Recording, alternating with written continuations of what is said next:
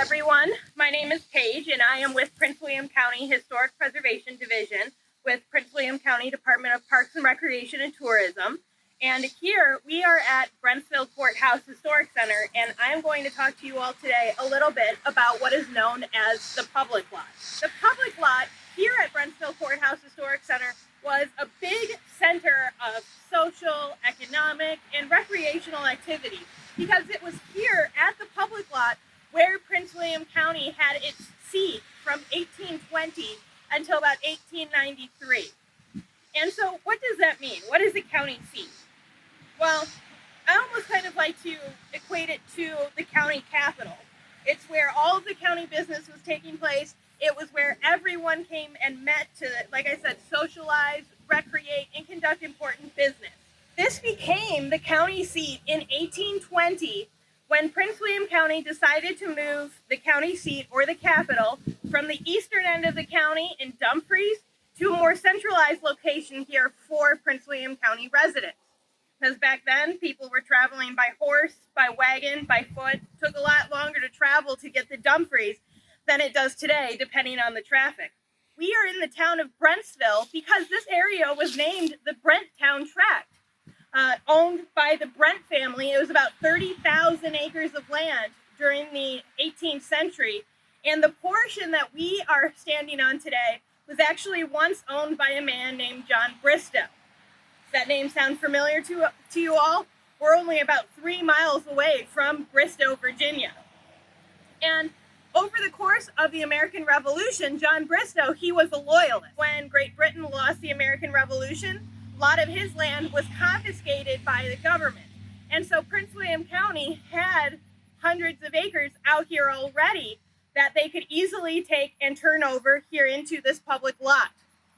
And so Prince William County created the town of Brentsville in 1820 out of about 70 acres, and 3 of those acres were turned into the public lot that we're standing in right now. Well, the public lot consists of 3 important buildings, 2 of which you can see behind me.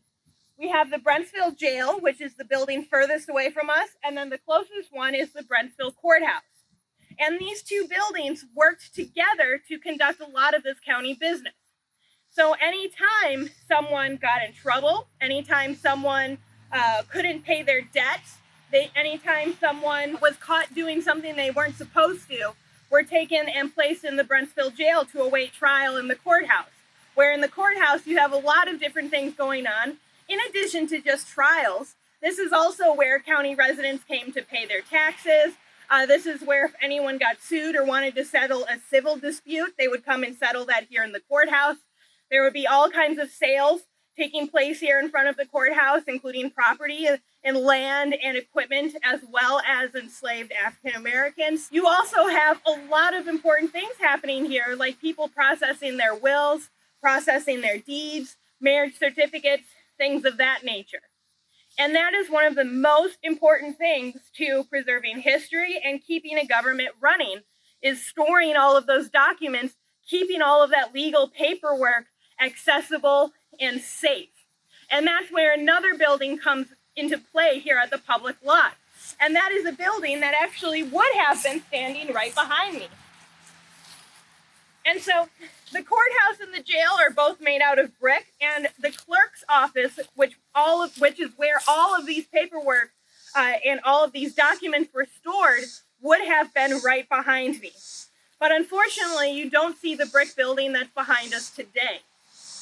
And the reason for that is, over the course of the American Civil War, the clerk's office behind me was actually dismantled, and the bricks were taken down to Bristow Station and used to build chimneys for winter quarters over the course of the war. And so a lot of those documents that were housed inside the clerk's office were stolen, taken as souvenirs, sometimes by soldiers, vandalized, or destroyed.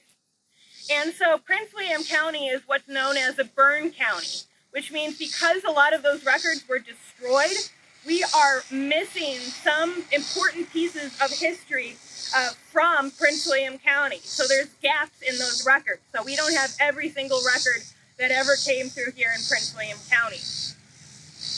And so the clerk's office is actually still in use today.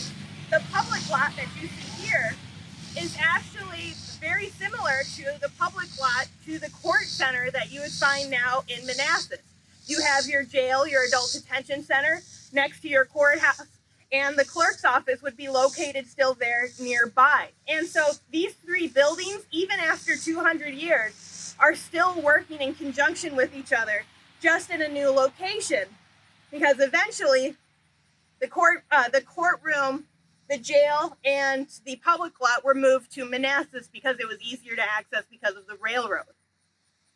But before the railroad was put in, like I said, people were traveling by horse, by wagon. It took a lot longer to travel places than it does today.